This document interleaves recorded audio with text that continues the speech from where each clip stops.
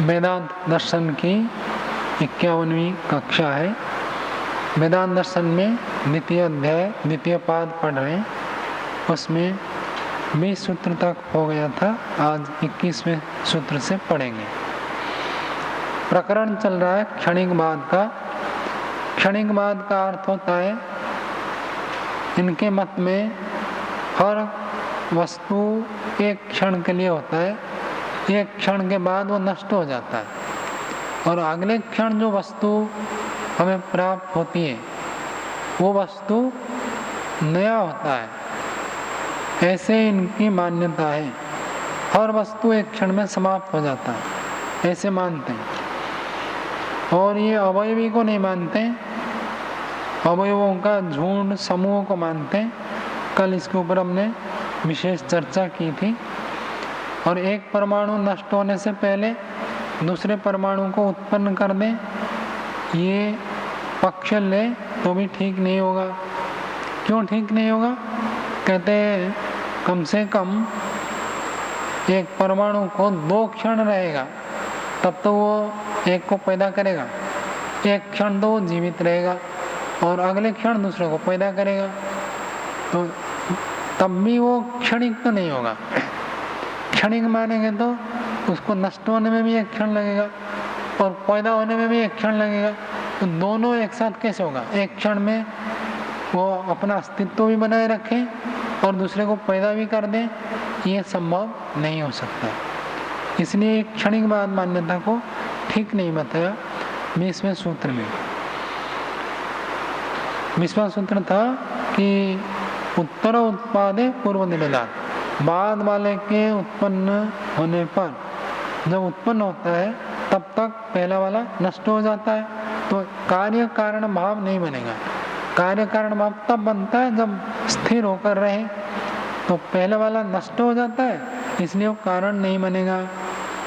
अब 21वां सूत्र देखिए, बोलिए। असति प्रतिज्ञा उपरोधो योगपद्यम अन्यथा। असति, असति में कौन सी व्यक्ति है? क्या अर्थ होगा? न होने पर। यदि आप कहोगे कि अगले क्षण में परमाणु नहीं है, बाद वाले क्षण में परमाणु न होने पर प्रतिज्ञा का उपरोध हो जाएगा। उनकी प्रतिज्ञा क्या थी? कि एक परमाणु को अगले परमाणु को उत्पन्न कर देता है, तो जब अगला परमाणु उत्पन्न होगा तब ये पहला परमाणु है या नहीं है? कहते यदि पहला परमाणु नहीं है तो उत्पन्न कैसे करेगा? समझ में आ रहा है? परमाणु को क्षणिक मानते हैं, तो कहते जब अगला परमाणु जब उत्पन्न हुआ उस समय यदि पहला परमाणु विद्यमान नहीं है तो ये तो आपका कथन मात्र हुआ कि पहला वाला परमाणु बाद वाले परमाणु को उत्पन्न कर देगा। पैदा करते समय उसकी विद्यमानता होनी चाहिए तब तो पैदा होगा। कारण पहले मर जाए तो कार्य उत्पन्न कैसे होगा? कुम्हार मर जाए तो घड़ा नहीं बनेगा, अथवा मिट्टी खत्म हो जाए तो घड़ा कैसे बनेगा? तो कहते हैं असति न होने पर, परमाणु अगले क्षण में न होने पर प्रतिज्ञा उपरोध। आपने जो प्रतिज्ञा की थी, क्या प्रतिज्ञा की थी? कि एक परमाणु दूसरे परमाणु को पैदा कर देगा, ये प्रतिज्ञा खंडित हो गई। ठीक है, प्रतिज्ञा उपरोध, प्रतिज्ञा का विनाश हो जाता है, खंडन हो जाता है। योगपद्यम अन्यथा। और यदि आप मानेंगे नहीं,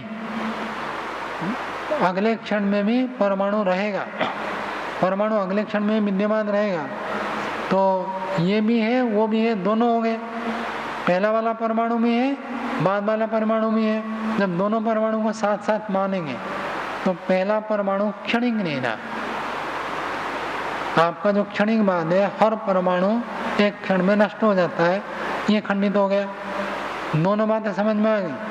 पहला परमाणु नष्ट हो गया तो वो आपकी प्रतिज्ञा खंडित हो गई कि वो पैदा नहीं कर सकता। आपने कह दिया तो एक दूसरे को पैदा करेगा, लेकिन जब बाद में वो नष्ट हो जाता है तो पैदा कैसे करेगा, प्रतिज्ञा खंडित हो गई। और यदि कहेंगे पहला वाला परमाणु अगले क्षण में भी विद्यमान रहता है, तो विद्यमान रहता है तो फिर वो क्षणिक नहीं रहा। पहला वाला बाद वाला दोनों साथ साथ यदि मानेंगे तो पहला वाला परमाणु तो क्षणिक नहीं रहा, हर वस्तु क्षणिक जो मानते हैं, ये सिद्धांत खंडित हो गया। दोनों तरफ से उनका खंडन हो गया। हाँ,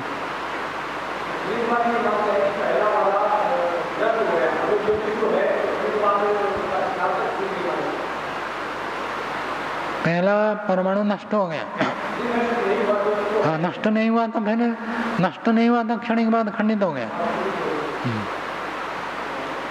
भाष्य देखिए, ये पूर्व पक्षी कर रहा है क्या? ये नहीं, सिद्धांत उसको उत्तर दे रहा है। आपके मत में ऐसे दोष आएगा, पहला वाला परमाणु विद्यमान मानेंगे तो क्षणिक नहीं रहा, और पहला वाला परमाणु नष्ट हो गया मानेंगे तो फिर वो पैदा नहीं कर सकता दूसरे को। दोनों प्रकार से दोष आएगा। इससे पहले वाला जो सूत्र था वो पूर्व पक्षी का था, उत्तर उत्पादित पूर्व निरोधात, सिद्धांति का ही था, इसी का था सिद्धांति। भाष्य देखिए, असति प्रतिज्ञा उपरोध।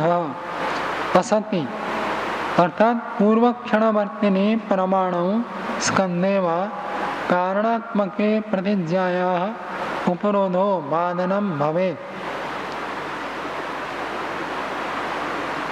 यत् पूर्वम उत्तरस्य कारणम भवति।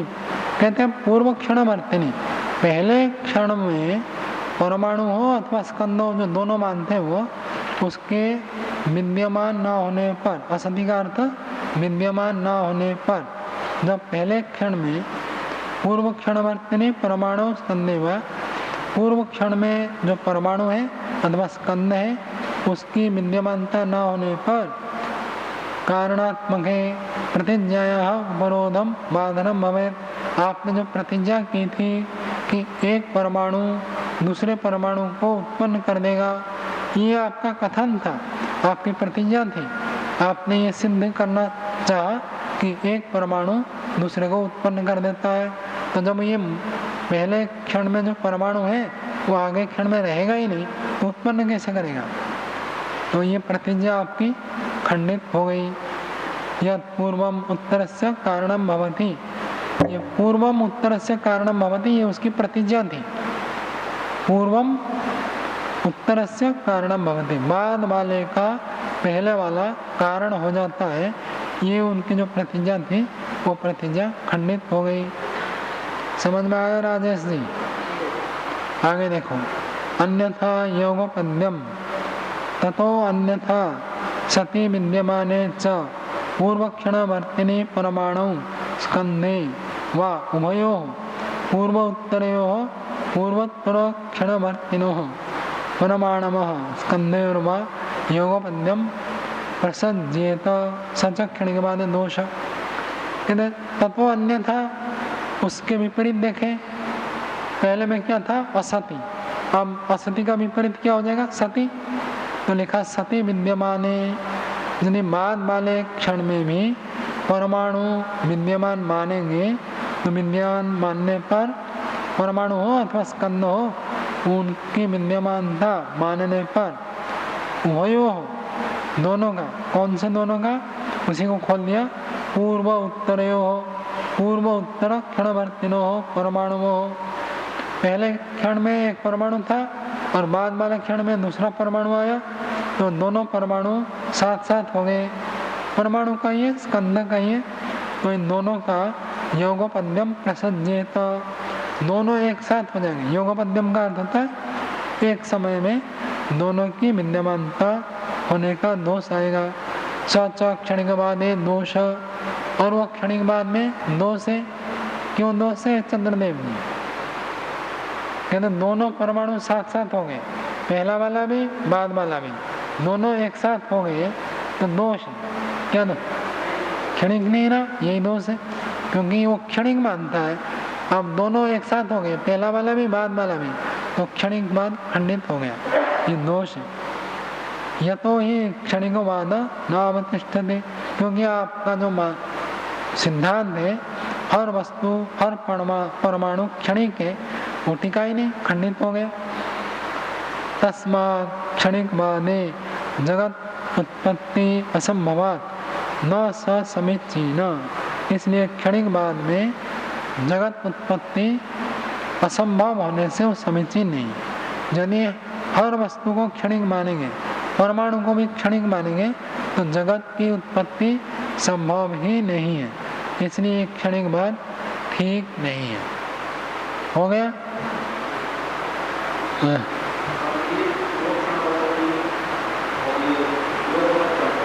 योगपद्यम एक समय में दोनों का होना, एक पहले आया वो चला गया, दूसरा बाद में आया, तो उसको योगपद्य नहीं कहेंगे। पहला भी है दूसरा भी है, एक समय में दोनों हो तो उसको कहते हैं योगपद्यम। पूर्व क्षण में रहने वाला, पूर्व क्षण में उसका अस्तित्व था और बाद में है कि नहीं उसको कह रहे हैं। पूर्व क्षण में जो विद्यमान रहने वाला उसको कहते हैं पूर्व क्षणवर्ती। स्वामी जी, यहाँ पर जो कहते हैं कि एक परमाणु दूसरे परमाणु को उत्पन्न होने से पहले पहले नष्ट हो जाता है, लेकिन दूसरे को पैदा कर देता है, तो उसमें आप कह रहे हैं कि मतलब दोनों की विद्यमानता यदि नहीं रहेगी तो दूसरा उत्पन्न नहीं होगा, तो होते मतलब इसमें यदि ये कहा जाए कि दूसरे को उत्पन्न करते करते वो मर गया, मतलब दूसरा उत्पन्न हो गया लेकिन करते करते पहला वाला मर गया, तो कहाँ दोष आ जाएगा? दोष यहाँ आएगा कि एक क्षण उसको अस्तित्व के लिए चाहिए, वो भी तो पैदा होगा। जो परमाणु है वो पैदा होगा, जो पैदा होता है उसी समय दूसरे को पैदा नहीं कर सकता। कम से कम एक क्षण तो मानना पड़ेगा आपको, इस क्षण में ये पैदा हुआ, अगले क्षण में पैदा करेगा, और 2 क्षण हो गए ना, वो पैदा भी हो रहा है और पैदा भी कर रहा है, ऐसे नहीं होगा। समझ में आया? तो ऐसा बनेगा ही नहीं। सामर्थ्य आदि कह दें कि इसका बहुत अच्छा, कुछ भी हो, पैदा हुआ तो पैदा कर नहीं सकता, जो हो रहा है वो कर नहीं सकता। कम से कम ये तो एक क्षण में भी नहीं होगा, खाली हम मान कर चलते कि कोई मान मिले तो भी एक क्षण में लगेगा उसको पैदा होने में, दूसरा क्षण लगेगा दूसरे को पैदा करने में, कम से कम तो 2 क्षण चाहिए, तो क्षणिक बात तो फिर भी नहीं होगा।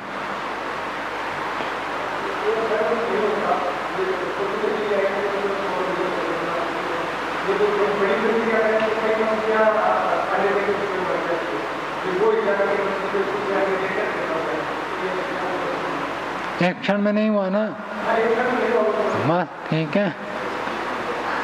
हमको तो क्षणिक बात का खंडन करना है। वो कुछ काल तो अस्तित्व में रहता होगा, ऐसे नहीं कि वो पैदा हुआ और दूसरे को पैदा कर दे, तुरंत कोई किसी को पैदा नहीं कर सकता। जिस समय आप गेहूं से आटा पीस रहे और रोटी बनने के लिए अगला क्षण चाहिए, आटा भी बन रहा है और रोटी भी बन रहा है, ऐसे नहीं होगा, एक साथ नहीं होगा। चलो आगे और थोड़ा विशेष बात है, इसको भी थोड़ा समझो। सूत्र पढ़िए फिर समझाता हूँ, बोलिए। प्रतिसंख्या अप्रतिसंख्या निरोध अप्राप्ति अविच्छेदात्। पहले समझो फिर आगे भाष्य पढ़ेंगे। प्रतिसंख्या, प्रति का अर्थ होता है ना उल्टा होता है, विपरीत होता है। जहाँ भी प्रति आता है विपरीत अर्थ होता है। प्रति का अर्थ होता है प्रतिकूल, विपरीत। तो संख्या, ख्या धातु का क्या अर्थ होता है? ख्या, ख्या प्रकथने। तो ख्या का अर्थ प्रकथन अर्थात ज्ञान, जानना। संख्या का अर्थ होता है सम्यक ज्ञान। योग दर्शन में कहा है भाई, हाँ, संख्या का अर्थ ज्ञान के लिए आया है, बता सकते हो? हाँ, प्रसंख्यान आया, तो प्रसंख्यान का अर्थ होता है ऊंचा तत्व ज्ञान। तो संख्या का क्या अर्थ हो गया विद्याव्रत जी? संख्या का अर्थ क्या हो गया? ज्ञान। तो संख्या का अर्थ होता है ठीक ठीक ज्ञान, सही ज्ञान, सम्यक ज्ञान। यहाँ समझ में आ गया संख्या। अब उसके पहले जोड़ दो प्रतिसंख्या, तो क्या हो जाएगा? उल्टा ज्ञान। जो जैसा नहीं है उसको ऐसा जानना, इसका नाम है प्रतिसंख्या। और अप्रतिसंख्या क्या हो जाएगा? है? ठीक बोलो भाई, नहीं आता तो कह दो पता नहीं। सम्यक ज्ञान, तो ऊंचा बोला करो। आपको हर रोज बोलना पड़ता है ऊंचा बोलो। इसको तो आप ठीक करो भाई। तो प्रतिसंख्या अप्रतिसंख्या, प्रतिसंख्या का अर्थ हो गया विपरीत ज्ञान, और अप्रतिसंख्या का अर्थ हो जाएगा सही ज्ञान, उत्तम ज्ञान, ठीक ठीक ज्ञान। अब इसको समझो, ये तो शब्द तो आपने समझ लिया अभी। प्रतिसंख्या उल्टा ज्ञान, अप्रतिसंख्या सही ज्ञान। अब इसको भाव इसका क्या कहना चाहते हैं? ये जो देखो इधर वस्त्र है, वस्त्र के अंदर क्या है? धागे। तो न्याय दर्शन में से कहा बुद्धिया विवेचना, तू बुद्धि से विवेचन करके एक धागा को निकाल दो। इतना बड़ा वस्त्र है, उनमें से एक धागा को निकाल दिया। तो वस्त्र जैसे तैसे लग रहा है ना, फिर और एक निकालो, और एक निकालो, और एक निकालो, तब क्या बचेगा? कुछ नहीं बचेगा। जो वस्त्र आपको दिख रहा है, एक एक धागा निकालते जाए तो क्या दिखेगा? प्रलय। प्रलय दिखेगा, मतलब वस्त्र है ही नहीं। तो कहते हैं ये इसका अर्थ था प्रतिसंख्या, मतलब वस्तु वास्तविक होते हुए उसको प्रलय में लेकर डाल देना। पहले पूज्य स्वामी सत्यपति जी महाराज प्रलय अवस्था संपादित कराते थे। जो ध्यान सिखाते थे, उपासना के समय पूरे संसार के हर एक पदार्थ को वो बुद्धि के माध्यम से प्रलय कराते थे। पहले अपने शरीर को आरंभ करेंगे कि देखो आपका शरीर अभी जितना भी है 50 साल का है, तो 1 साल के बाद कैसे होगा, 5 साल के बाद, 10 साल के बाद, 20 साल के बाद, 40 साल के बाद, 50 साल के बाद क्या रहेगा? शरीर समाप्त हो गया। और जैसे मेरा शरीर समाप्त हो गया, ऐसे दूसरे का, संसार में सभी मनुष्यों का शरीर क्या हो गया? समाप्त। अब फिर राग द्वेष कहाँ रहेगा? लड़ाई झगड़ा ये सब खत्म हो जाएगी। तो उस समय मृत्युओं को निरोध करने के लिए वो ऐसा अभ्यास कराते थे, प्रलय अवस्था। तो सारे शरीर समाप्त हो गए, और संसार के भोग्य पदार्थों को भी ऐसे कराते थे। धरती भी नष्ट हो गई, खाना पीना मकान सब नष्ट हो गए। वस्तु तो है, इन बुद्धि के स्तर पर विचार करते हैं। तो ये इसको कहते हैं प्रतिसंख्या, बौद्धिक स्तर पर विनाश देखना। समझ में आया? बौद्धिक स्तर पर जिन वस्तुओं का अस्तित्व है उनको प्रलय के रूप में देखना, ये हो गया प्रतिसंख्या निरोध। और अप्रतिसंख्या निरोध, वास्तव में वो पदार्थ नष्ट हो जाएगा। ये टेबल है अभी, लेकिन ये 10 साल 20 साल 50 साल रहेगा, 1000 साल के बाद तो ये टेबल मिलेगा नहीं। तो वास्तविक नष्ट हो जाना। तो 2 प्रकार के नष्ट होना हुआ। कौन से 2 प्रकार? ओंकारानंद जी 2 प्रकार के नष्ट बताया। कौन से? सुनेंगे नहीं तो ऐसी समस्या होगी ना। हाँ बोलो भाई। तो प्रतिसंख्या और अप्रतिसंख्या। हाँ, प्रतिसंख्या मतलब? प्रतिसंख्या मतलब विपरीत ज्ञान, बौद्धिक स्तर पर नष्ट देखना। और अप्रतिसंख्या मतलब हमारा बौद्धिक अबौद्धिक स्तर पर देखना। अबौद्धिक मतलब वास्तविक।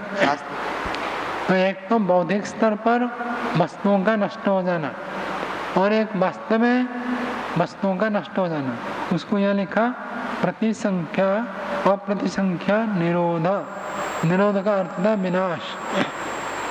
योग चित्तवृत्ति निरोध। निरोध का अर्थ क्या है? वृत्तियों का नाश, वृत्तियों का रुक जाना।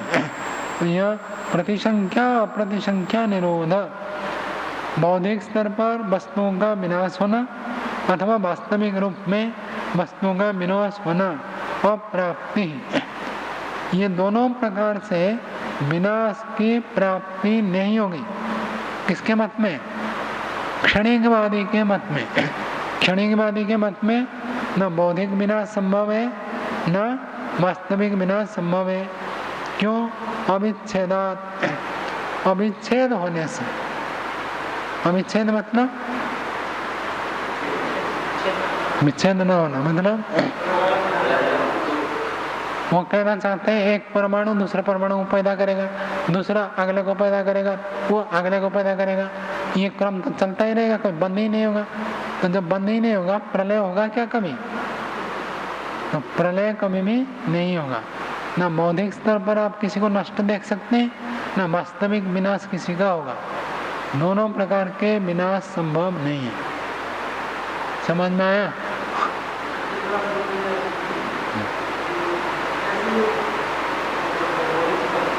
बौद्धिक स्तर पर अब देखो आपकी अवस्था कितनी हो गई? 30। अब 30 और कितने साल जियोगे सोच रहा हूँ? और 70, तो 100 साल राउंड फिगर है, अच्छी बात है। 80 में सरदा सतम, तो 100 साल के बाद आपका शरीर रहेगा या नहीं रहेगा, ये प्रश्न है। नहीं रहेगा ना। तो ये जो नहीं रहेगा उस स्थिति को आप देखो, तो ऐसे बौद्धिक स्तर पर उसको देखते हैं। तो ये बौद्धिक स्तर पर हम विनाश देखते हैं। हमने भोजन खाया, और छोटे पदार्थ में लेता हूँ, भोजन खाया, अब भोजन खाया तो अंदर पच गया। अब जो भोजन हमारा थाली में था, अब आप जब हम खाते हैं तो तुरंत यदि किसी का पेट फाड़ कर देखोगे तो भोजन तो वहाँ पड़ा हुआ मिलेगा।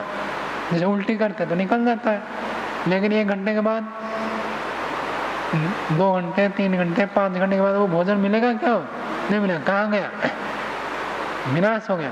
जो अभी विनाश हो गया, 5 घंटे के बाद विनाश हुआ, उसको थाली में रखते हुए देखो कि ये 5 घंटे के बाद ये खत्म हो जाएगा। इसको कहते हैं बौद्धिक विनाश। तो बौद्धिक स्तर पर अनित्य देखना। स्वामी ने जो यहाँ 3 महीना शिविर लगाया था, 1 महीने तक रोज यही बताते रहे कि भाई संसार को अनित्य देखो। संसार मतलब शरीर से लेकर धरती तक सब पदार्थों को अनित्य देखो।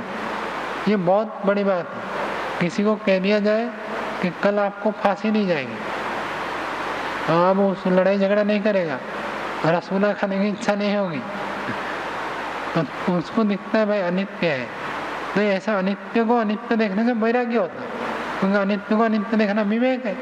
तो वो विवेक होते ही वैराग्य होता है। एक बड़ी बात है बौद्धिक स्तर पर ऐसे विनाश को देखना।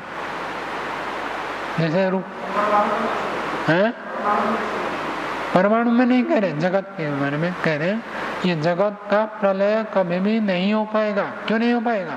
क्योंकि वो कहते हैं एक परमाणु दूसरे को पैदा करेगा, दूसरा तीसरे को, तीसरा चौथे को, ये तो चलता रहेगा उनके पक्ष में। इनका अविच्छेद है, कभी विच्छेद ही नहीं होगा, क्रम समाप्ति नहीं होगा। जब क्रम चलता ही रहेगा तो विनाश कैसे होगा?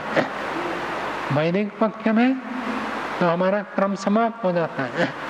उपचय अपचय होता है ना, जैसे बालक पैदा होता है तो उसके शरीर में कण आकर जुड़ते हैं, अधिक जुड़ते हैं, कम क्षय होते हैं।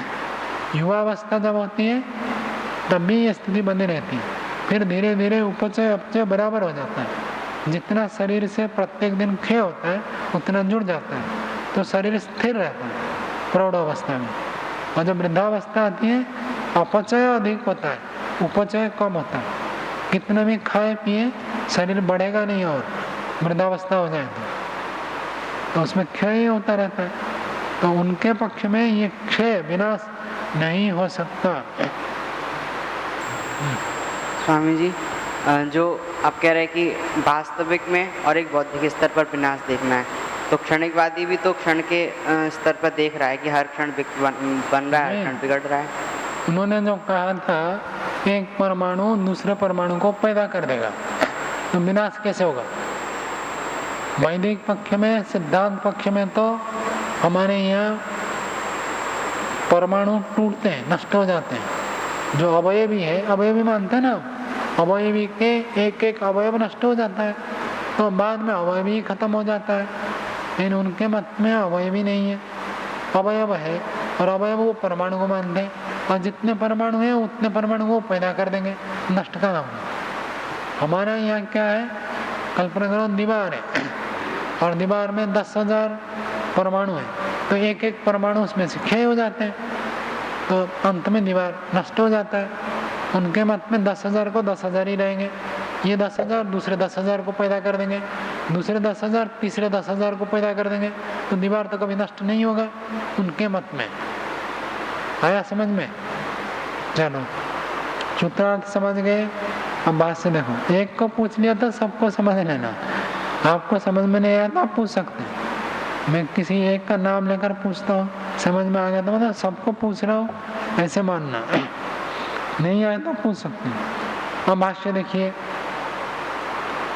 प्रतिसंख्या अप्रतिसंख्या निरोध अप्राप्ति क्षणिक बाधे यौ प्रतिसंख्या निरोध अप्रतिसंख्या निरोधौ स्वीक्रियेते तयोः प्राप्ति सिद्धिर न भवति। क्षणिक बाद सिद्धांत में जो दो प्रकार के निरोध है, एक बौद्धिक स्तर पर विनाश होना, एक वास्तविक विनाश होना, दोनों विनाश संभव नहीं है।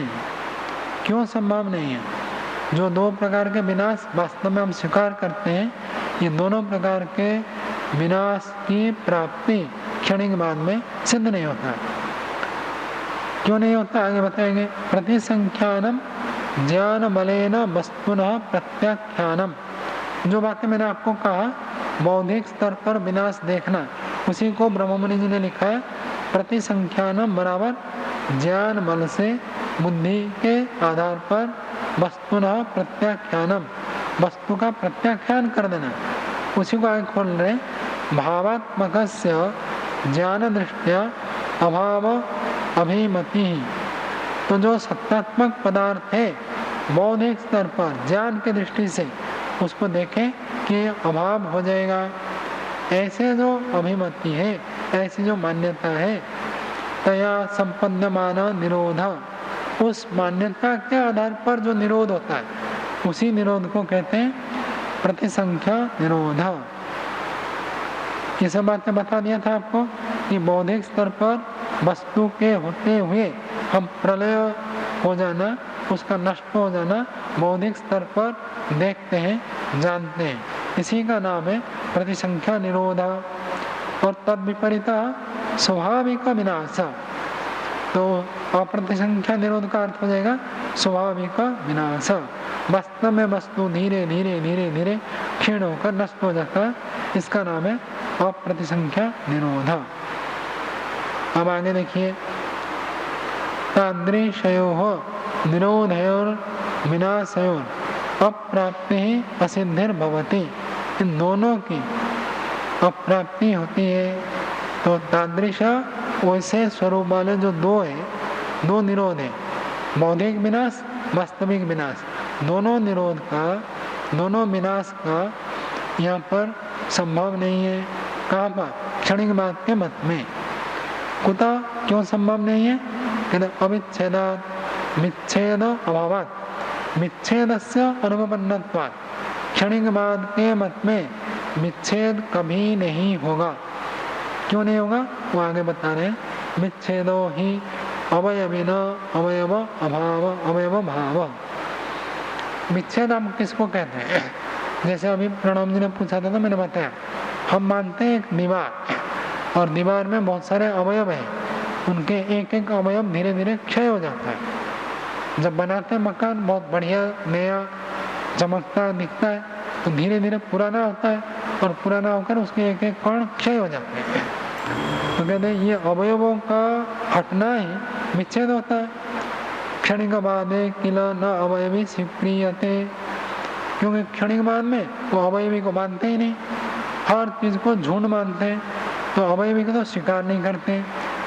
यदा बुद्धौ अवयविनम नोपगच्छेत् तदा कस्य विनाशः स्यात्, जब अवयवी को मानते नहीं, अवयवी से अवयव एक एक क्षय हो जाए तो विनाश हो जाए।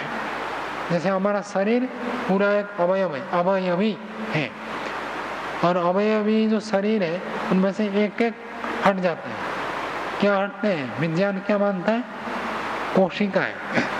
हमारे अंदर जो कोशिकाएं हैं, सैकड़ों हजार लाखों कोशिकाएं हैं। ये कोशिकाएं रोज पैदा भी होती हैं और कुछ मर जाती हैं। जो बालक होते हैं कोशिकाएं अधिक पैदा होती है, मरती कम।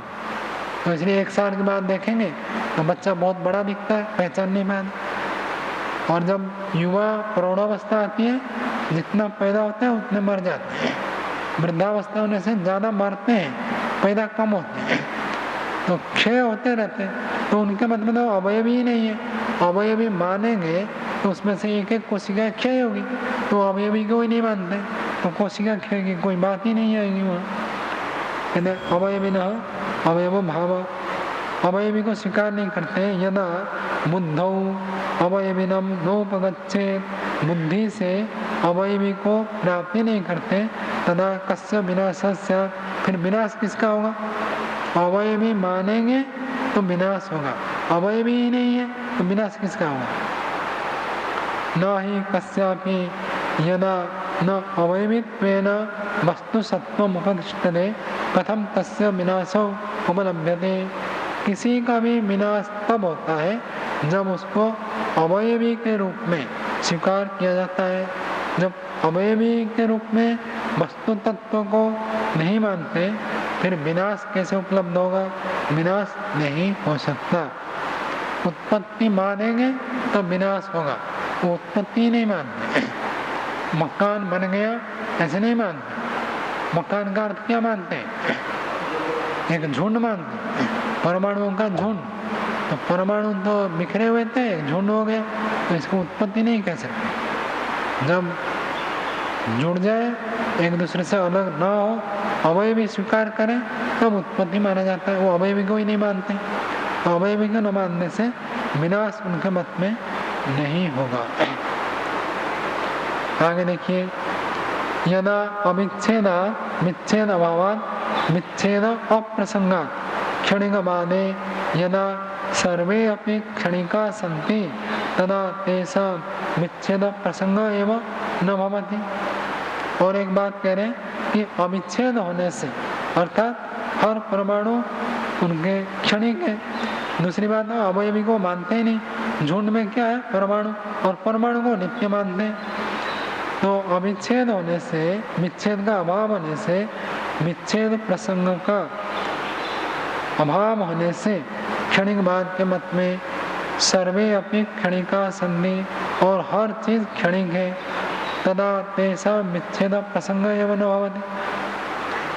यदि हम मानेंगे कि ये मकान बना है 200 साल रहेगा, तो 200 साल में धीरे धीरे धीरे धीरे इसका क्षण होगा। और उनके मत में क्या, हर चीज क्षणिक है। जब क्षणिक ही है तो एक क्षण के बाद तो सब मर जाते हैं, तो विनाश की तो बात ही कहाँ आएगी। तो विनाश तो तब मानते हैं जब कोई अवयवी माने, तो उनके मत में विच्छेद प्रसंग एवं न भवति। ते तो क्षण अनंतरम नैव तिष्ठन्ति, वो एक क्षण के बाद रहते ही नहीं है। तरी कैसा विच्छेद स्यात्, फिर विच्छेद किसका होगा? हर वस्तु को क्षणिक मानते हैं, तो विच्छेद किसका होगा? किम्मा विच्छेदो न भवति न च भवितुम अर्हति। अथवा उनके मत में कहिए विच्छेद होता ही नहीं है, अथवा विच्छेद हो नहीं सकता। क्षणिक बाद विच्छेद तब होगा जब आप अवयवी को मानेंगे, वो अवयवी को मानते नहीं।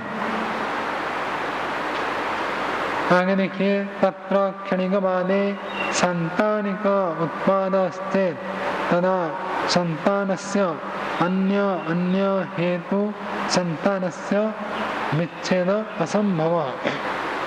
तत्र क्षणिकवाद में, उस क्षणिकवाद में संतानिक, संतानिक का अर्थ जैसे एक दूसरे को पैदा कर दिया। तो स्वामी जी प्रलय अवस्था बनाते थे ना, तो उस समय सिखाते थे अब संसार में जितने भी मनुष्य हैं 100 साल 150 साल के बाद सब समाप्त हो जाएंगे। जितने मनुष्य हैं 150 साल के बाद कोई रहेगा नहीं। 200 300 400 मान लो तो सब नष्ट हो जाएंगे। लेकिन उनके बच्चे और उन बच्चों के भी बच्चे ये तो रहेंगे ना कम से कम।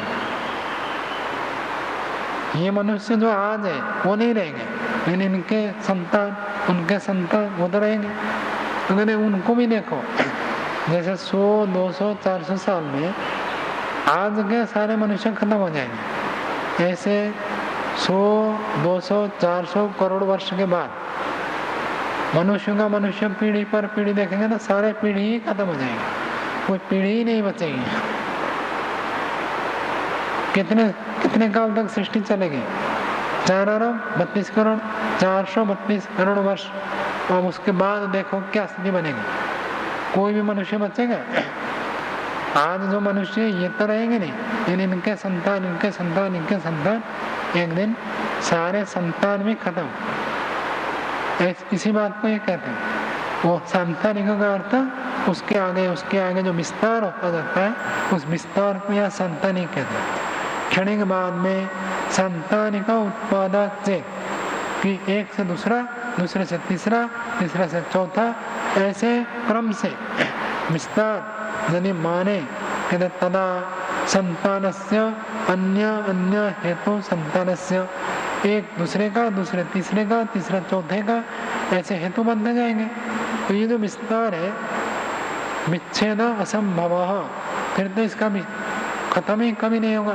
एक परमाणु दूसरे को पैदा कर देगा, दूसरे तीसरे को, तीसरे को चौथा, तो फिर तो कभी भी विनाश होगा ही नहीं। ये चलता ही रहेगा, चलता ही रहेगा, चलता ही रहेगा, कभी विनाश नहीं होगा।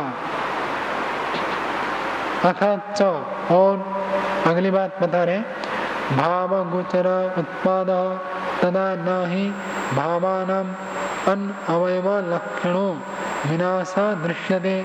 अवयव भाव विनाश अथ अवयवी भाव उत्पाद। अथच भाव गोचर, भाव गोचर मतलब सत्तात्मक पदार्थ। गोचर, गोचर क्या होता है अभिषेक जी? गोचर, हाँ, जो इंद्रिय के द्वारा ग्रहण करने योग्य है उसको गोचर कहते हैं। जो सत्तात्मक पदार्थ है उनके लिए भाव शब्द पड़ा, भाव गोचर। जो सत्तात्मक पदार्थ है ये जब हम इंद्रियों के द्वारा जाना जाता है उनको कहते हैं भाव गोचर उत्पाद, ये उत्पन्न मानते हैं। तना न ही भावानाम अन अवयव लक्षण विनाश। तो ये जो सत्तात्मक पदार्थ है जो उत्पन्न हुए, इन भावात्मक पदार्थों का अनवयव लक्षण विनाश, अवयव लक्षण न होकर विनाश न दृश्यते। जिनका अवयव है उन्हीं का ही विनाश होता है। क्या बताया प्रणव जी? नहीं सुना? सुनने से समझ में आएगा। क्या बोला? हाँ, जिसका कोई अवयव होता है उसी का विनाश होता है, जिसका अवयव नहीं है उसका विनाश नहीं होता। उदाहरण आप ढूंढ लेना, कोई भी पदार्थ देखो, अवयव है तो विनाश होगा, अवयव नहीं है तो विनाश नहीं होगा। आत्मा का अवयव है या नहीं है? नहीं है तो विनाश नहीं है।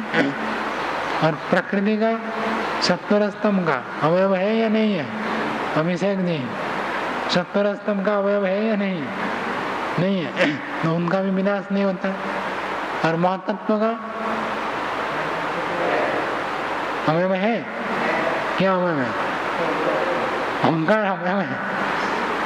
अहंकार तो उसका बेटा है भाई। क्या है प्रणव जी? महतत्व में अवयव है या नहीं है? बताइए मनोजन जी, महतत्व में अवयव है या नहीं है? क्या है? जैसे शरीर का अवयव हाथ है, महतत्व का अवयव क्या है? विजय जी, विजय जी बताइए, जो महतत्व बनता है सत्वरस्तम ही तो है उसके अवयव, और क्या है? सत्वरस्तम मिलकर महतत्व बना है, उसके अवयव क्या है? सत्वरस्तम है। ये मकान है, मकान का अवयव क्या है? ईंट है, सरिया है, सीमेंट है, रेत है, और क्या, इन्हीं से बना है, यही उसके अवयव है, जिससे बना वो उसका अवयव है। महातत्व का अवयव है, इसलिए महातत्व विनाश हो जाता है। सत्वर स्तंभ का कोई अवयव नहीं है, इसलिए वो विनाश नहीं होता। इसी बात को कह रहे हैं। ओ स्वामी जी, अवयवी के अवयव नष्ट हो गए तो अवयवी की सत्ता समाप्त होगी। तो जैसे पुस्तक के पृष्ठ समाप्त हो गए तो पुस्तक समाप्त हो गई। हाँ, समाप्त न हो, केवल फाड़ भी दिया ना तो अवयवी गायब। अवयवी गायब तो अवयव गायब तो अवयवी भी गायब। हाँ, अवयव भी गायब हो जाए तो अवयवी भी नष्ट हो गया माना जाएगा। तो महातत्व के जो अवयवी हैं, महातत्व एक अवयवी है, उसके जो अवयव हैं वो नष्ट होंगे तब महातत्व नष्ट होगा। नष्ट हो जाएंगे मतलब अलग अलग हो जाए। नष्ट मतलब पूरा विनाश तो होता नहीं किसी का। कागज को आपने जला दिया, अब कागज राख बन गए, राख तो है, हाँ। पूरा गायब नहीं होगा कभी भी। हाँ? शरीर में, हाँ, शरीर में कोशिकाएं अवयव है, हाथ पैर ये सब अवयव है। आगे देखो, ये मैं बता रहा था, अथ भावगोचर उत्पाद तदा न ही भावानाम अन अवयव लक्षण विनाश अनवयव लक्षण विनाश न दृश्यते। अवयव लक्षण हो तो विनाश होता है, जिसका अवयव नहीं है उसका विनाश भी नहीं होगा। तो वो तो अवयवी मानते ही नहीं, क्षणिकवादी अवयवी को मानते ही नहीं। तो अवयव नहीं है तो विनाश भी नहीं होगा। विनाश तब होगा जब आप अवयव को मानेंगे, अवयव नहीं तो विनाश भी नहीं होगा। सब झूठ मानते हैं ना, झूठ मानेंगे तो कोई किसी का भाग नहीं है, भाग मानेंगे तो विनाश होगा, तो भाग ही नहीं तो विनाश भी नहीं होगा। क्षणिकवादे आगे देखो, अनवयव लक्षण विनाश न दृश्यते अवयव भाव विनाश। अवयव भाव जो विनाश है, अथ अवयवी भाव उत्पाद। एक बात कहते हैं कि भाई जो अवयव भाव है ये होता है विनाश, और अवयवी भाव है उत्पाद। समझो, पूछूंगा आपको, प्रणव जी ध्यान से सुनो। जब अनेक सारे पदार्थ मिलकर एक अवयवी बन जाता है तब हम कहते हैं उत्पन्न हुआ। जब तक अवयवी नहीं बना तो उत्पन्न नहीं हुआ कहेंगे। आपने ईंट ले आए, रेत, सीमेंट, सरिया सब लाकर रख दिए तो उसको हम कहेंगे नहीं कि भाई ये नया उत्पन्न हुआ। इन सबको जोड़कर जब एक अवयवी भवन बन गया तब कहते हैं उत्पन्न हुआ। तो उत्पन्न बराबर अवयवी, अवयवी उत्पन्न होता है। और जब उनके एक एक अवयव को अलग अलग कर देंगे, ये दीवार है, दीवार के एक एक ईंटों को अलग कर दिया, छत को अलग कर दिया, सरिया को अलग कर दिया, तो क्या कहेंगे, इसको विनाश हो गया। विनाश का अर्थ होता है अवयवों को अलग अलग कर देना, और उत्पन्न का अर्थ होता है अवयवों को जोड़कर अवयवी बन जाना। समझ में आया? बोलो दोनों बात। उत्पन्न किसको कहते हैं, विनाश किसको कहते हैं? अवयवों को जोड़ना। अवयवों को जोड़ने के बाद जब अवयवी बन जाता है तो वो उत्पत्ति बोला जाएगा। अवयव जुड़कर जब अवयवी हो जाए तब कहते हैं उत्पन्न हुआ, और अवयवी के अवयव जब अलग अलग हो जाते हैं तब उसको कहते हैं विनाश हो गया। तो विनाश और उत्पन्न अवयवी में ही घटते हैं।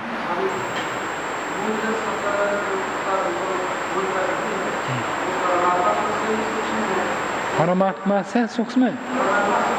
हाँ हाँ हाँ, टुकड़े नहीं कर सकते। हाँ, मूल प्रकृति का टुकड़ा नहीं कर सकते, टुकड़े है ही नहीं ना उसमें।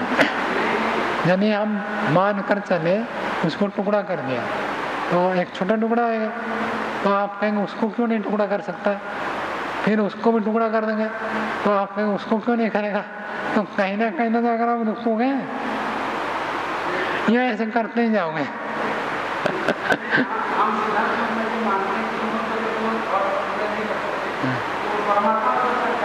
नहीं, वो सबसे छोटा है, उससे छोटा और कुछ है ही नहीं, हो नहीं सकता। जहां जाकर और छोटा हो नहीं सकता, उसी का नाम है प्रकृति।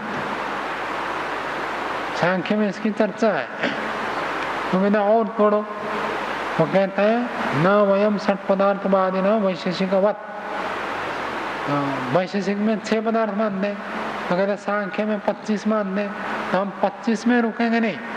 सत्वर स्तंभ को मानकर वो 25 गिनाते हैं, तो सत्वर स्तंभ को में हम और तोड़ेंगे। तो फिर कहता कहीं तो जाकर रुकोगे या कहीं नहीं रुकोगे?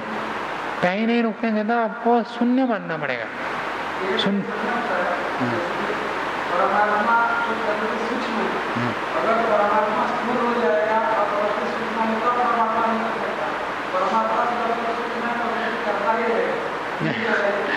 यही तो बात है। मैंने जो प्रश्न पूछा उसके ऊपर भी विचार करो। जब उसको 2 टुकड़े कर दिया तो अब उसमें से एक टुकड़े को फिर आप यही उठाओगे प्रश्न, जो एक टुकड़ा हो गया उसको भी फिर 2 टुकड़े करो, फिर उसको भी 2 टुकड़े करो। ऐसे करते करते करते करते जाएंगे तो क्या बचेगा अंत में? कुछ बचेगा, जो बचेगा वही प्रकृति है। ऐसे कोई नियम है क्या? जो तोड़ नहीं सकता वो स्थूल हो जाएगा, ऐसे नियम है क्या? जैसे देखो, अग्नि में आपने मोम को डाल दिया तो मोम पिघल जाता है। अब मोम को उन्होंने टुकड़ा टुकड़ा कर दिया तो हम कहेंगे भाई अग्नि सूक्ष्म है और मोमबत्ती का जो मोम है ये स्थूल है। अब उसमें लोहा डाल दिया, अब वो लोहे को भी टुकड़ा टुकड़ा कर देता है। लेकिन कोई चीज़ मानो ऐसे डालोगे उसको अग्नि ने टुकड़ा नहीं कर पाया, पिघाल नहीं पाया, तो आप थोड़ी कहोगे कि अग्नि स्थूल हो गया। तो जो किसी को टुकड़ा नहीं कर सके वो उससे स्थूल हो जाएगा, थोड़ी है। हम देखो, मैं पतला हूँ और मैं किसी को टुकड़ा कर नहीं सकता हूँ, कोई पहलवान आ जाए तो आप कहोगे नहीं आप स्थूल है वो सूक्ष्म है, ऐसा कह सकता हूँ क्या? तो ये नियम तो बन नहीं रहा ना। जो सूक्ष्म होगा वो दूसरे को टुकड़ा कर ही देगा, और टुकड़ा नहीं कर पाया तो स्थूल मानेंगे। ये तो नियम नहीं बनेगा ना। क्यों घट सकता है तो बताओ? ये तो खाली आपकी प्रतिज्ञा होगी कि भाई घट सकता है। परमात्मा भी ऐसे तोड़ते जाए कहीं तो रुकेगा। आपने भी बोला कि एक जगह जाकर रुकना पड़ेगा, तो जहाँ रुकेंगे उसी का नाम प्रकृति है, सत्वर स्तंभ है। बस इनको सबको विचार करना पड़ता है। लेकिन समझने में तो ठीक है, लेकिन उसको दिमाग में बिठाने के लिए बार बार विचार करना पड़ता है, तब दिमाग में बैठते हैं। तो देखो आगे देखो, को अवयव भी जो हो जाता है वो होता है उत्पन्न, और अवयव अलग अलग हो जाए तो हो जाएगा विनाश। आगे देखो, क्षणिक बाधे न अवयवी स्वीक्रियते परंतु तत्र अवयवी अपनोतुम न शक्यते। कहते क्षणिक बाद में अवयवी को स्वीकार तो नहीं करते, परंतु फिर अवयवी को भले स्वीकार नहीं करते, लेकिन अवयवी अपनोतुम, अवयवी को छुपाने में समर्थ नहीं है। कहीं ना कहीं उनको भी मानना पड़ेगा अवयवी होता है, क्योंकि विनाश किसका होगा? विनाश किसका होगा? हमेशा अवयवी का ही विनाश होता है। अवयव तो अवयव अलग अलग रहते हैं, उनका तो विनाश होता नहीं, अवयवी का ही विनाश होता है। इसलिए अवयवी को वो छुपा नहीं सकते। यद अहम अंद्राक्षम तद अहम स्पृशामि इति प्रत्यभिज्ञा बला तस्य अवयविनः विच्छेदः न भवति। मैंने जिसको मैंने देखा उसको मैंने छुआ। ध्यान से सुनो चंद्रदेव जी, जिसको मैंने देखा उसको मैंने छुआ। ये जो प्रत्यभिज्ञा, प्रत्यभिज्ञा का अर्थ होता है पहचान। इसी को मैंने देखा था, और छूने समय भी कह रहे इसी को मैंने देखा था उसी को छू रहा हूँ। तो ये जो जिसको देखा था उसको छू रहा हूँ, तो जिसको देखा वही, ये वही तब तक बना रहेगा, तब तक पहचानेंगे। यदि वो क्षण में नष्ट हो जाएगा तो आप कहेंगे कैसे? जिसको मैंने देखा था उसको छुआ, ये तो तब बनेगा जब क्षणिक न हो। तो इस प्रत्यभिज्ञा बला तस्य अवयविनो विच्छेदो न भवति। अवयवी का विच्छेद नहीं होता, अर्थात अवयवी को कोई स्वीकार न करे, ये बात घटेगी नहीं।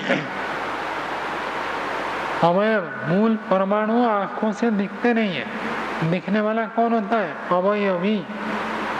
मूल परमाणु जो अवयव के रूप में रहते हैं, सत्वर स्तंभ को अथवा परमाणु को, ये खाली आंख से दिखेंगे नहीं। ये जो संसार में दिख रहे हैं वो क्या है? अवयवी। ये सब जो भी दिख रहे हैं एक एक अवयवी। तो इन अवयवी का विच्छेद नहीं होता है।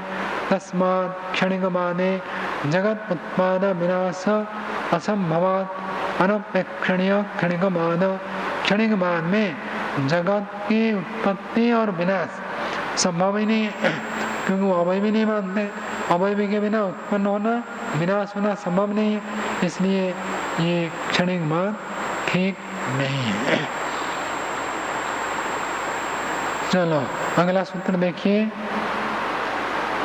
बोलिए। उभयथा च दोषात्। उभयथा, उभयथा का अर्थ था दोनों प्रकार से। दोनों प्रकार से कौन से दोनों प्रकार मानेंगे? तो पीछे क्या चर्चा थी? प्रतिसंख्या निरोध और प्रतिसंख्या निरोध। निरोध क्या होता था चंद्रदेव जी? निरोध, निरोध मतलब विनाश। कहते विनाश दोनों प्रकार से हो सकता है। एक तो किसी कारण से हो सकता है या तो बिना कारण से हो सकता है। दो ही तो मानोगे आप। क्षणिक बाद के लिए सिद्धांति एक चैलेंज दे रहा है कि भाई आप विनाश मानोगे तो दो ही प्रकार विनाश हो सकता है, या तो कारण पूर्वक विनाश मानो या तो बिना कारण मानो। तो दोनों प्रकार से दोष होने से क्षणिक बाद में कारण मानेंगे तो भी दोष उत्पन्न हो रहा है, और बिना कारण विनाश मानेंगे तो भी दोष हो रहा है। इसलिए क्षणिक बाद ठीक नहीं है। भाष्य देखो कैसे दोनों प्रकार दोष आता, उसको भाष्यकार बताएंगे। उभयथा च दोषात् पूर्वस्मिन् सूत्रे प्रतिसंख्या निरोध अप्रतिसंख्या निरोध च इति क्षणिकवादे यौ निरोध मन्येते। यद्यपि तयोः अप्राप्तिः असिद्धिर्दर्शिता तथापि तौ उभौ अभ्युपगम्येयतां तदानीम् अपि उभयथा दोष प्रसक्तिर्वर्तते। पहले सूत्र में दो प्रकार के निरोध बताया, एक प्रतिसंख्या निरोध, एक अप्रतिसंख्या निरोध।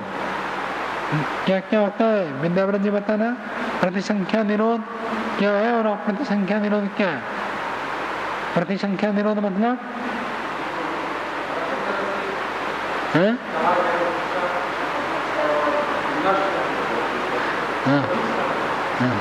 और दूसरा शब्द में याद रखो, बौद्धिक स्तर पर विनाश, वास्तविक विनाश। ये जो दोनों प्रकार विनाश बताए थे पहले सूत्र में, 22वें सूत्र में जो बौद्धिक विनाश और वास्तविक विनाश बताए थे क्षणिक बाद में, वो दोनों प्रकार के निरोध मानते हैं। ये दो प्रकार के निरोध वो मानते हैं। यद्यपि तयोः अप्राप्ति असिद्धि दर्शिता, 22वें सूत्र में बता दिया इन दोनों की अप्राप्ति, दोनों प्रकार के विनाश की प्राप्ति नहीं हो सकती है। ऐसे 22वें में सिद्ध कर दिया था, नहीं होगी। तथापि फिर भी तौ उभौ अभ्युपगम्येता, उन दोनों को यदि स्वीकार कर लिया जावे, तदानीम अपि उभयथा दोष प्रसक्तिर्वर्तते, तब भी दोनों प्रकार से दोष आएंगे। क्या दोष आएंगे उसके आगे बता रहे हैं। क्या क्या दोष आएंगे? कहते यतो ही यश्च प्रतिसंख्या निरोध से क्रियते स तो ज्ञान दृष्टिया ज्ञानेन ही। जो प्रतिसंख्या निरोध है ये बौद्धिक स्तर पर विनाश है, तो बौद्धिक स्तर पर विनाश जो वो लोग स्वीकार करते हैं उधर केवल ज्ञान की दृष्टि से विनाश होता है, वास्तविक तो होता नहीं।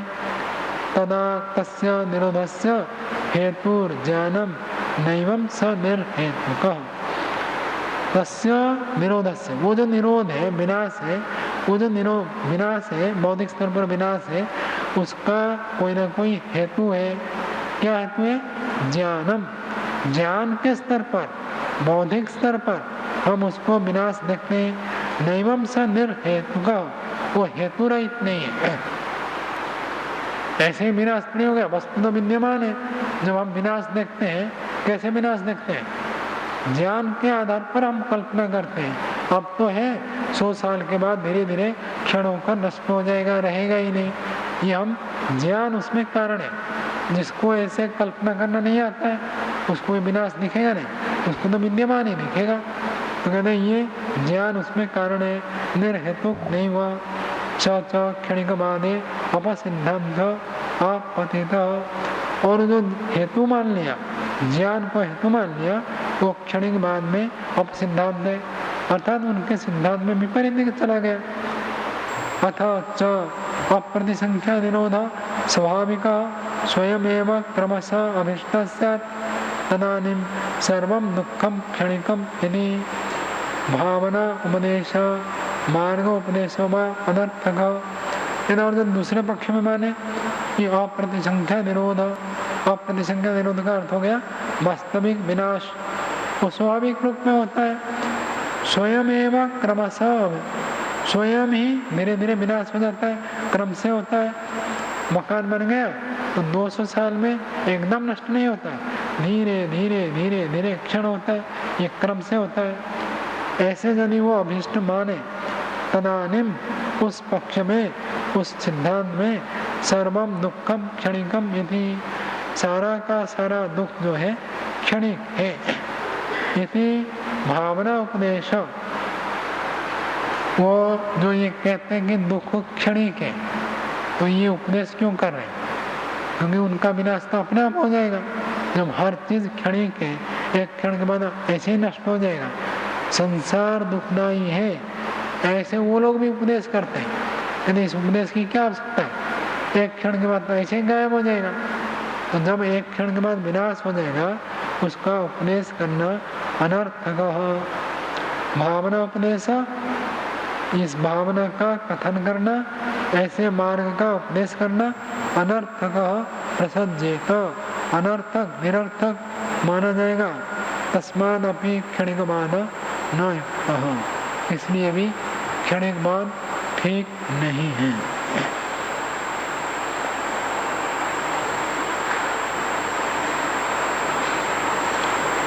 हाँ बोलो। ये तत्र अवयव्य उपनोतुम, इसका अर्थ तत्र अवयवी, अच्छा संधि तोड़ो, अवयवी अपनोतुम, अवयवी को छुपाने के लिए, छुपाने के, धातु होता है ना, छुपाना, छुपाना, हाँ छुपाने के लिए समर्थ नहीं होगा। कोई कह दे अवयवी नहीं है, लेकिन अवयवी तो है। कोई कह दे आत्मा नहीं है, लेकिन वो आत्मा को छुपा नहीं सकता है। आत्मा है कैसे पता चल रहा है? लक्षण से, काम करते क्रिया करते इच्छा द्वेष से पता चलता है आत्मा है, तो छुपा नहीं सकता कोई। दूसरा स्वामी जी कि यहाँ पर जो दो प्रकार के बातें आई हैं कि क्या नाम है, प्रतिसंख्या और अप्रतिसंख्या, तो इसको क्षणिकवादी स्वीकार करता है अथवा नहीं? हाँ मानते हैं ना, उन्हीं के मत में ये दो प्रकार का विनाश है, प्रतिसंख्या निरोध, अप्रतिसंख्या निरोध। प्रतिसंख्या का अर्थ बौद्धिक स्तर पर विनाश, अप्रतिसंख्या वास्तविक विनाश। तो स्वामी जी ये 16वां सूत्र आया था और 23वां, हाँ बोलो।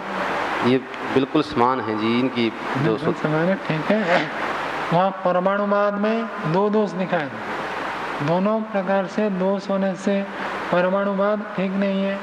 यह कह रहे दोनों प्रकार से दोष होने से क्षणिकवाद ठीक नहीं है।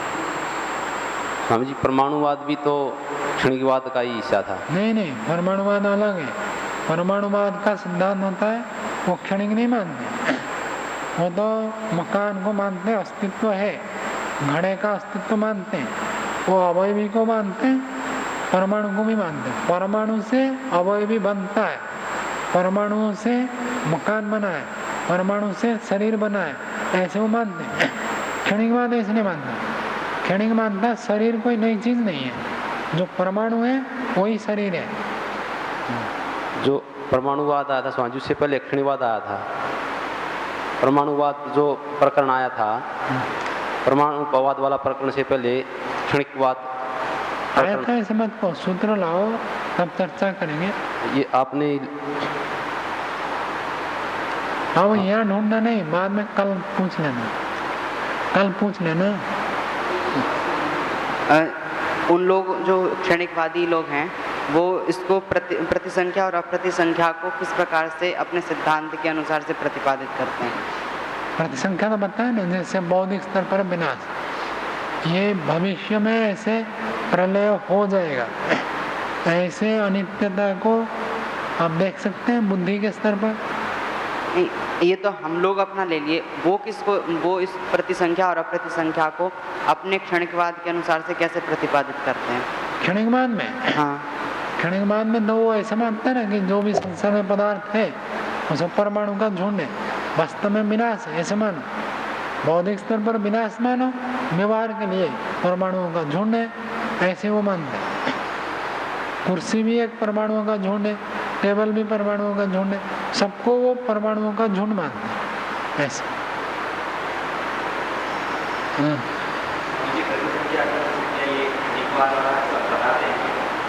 हाँ हाँ मानते हैं, उनके मान्यता है, उनके मान्यता में ये दोनों प्रकार के विनाश मानते हैं, एक प्रतिसंख्या विनाश और एक अप्रतिसंख्या, वास्तविक विनाश और बौद्धिक स्तर पर विनाश, दोनों मानते हैं।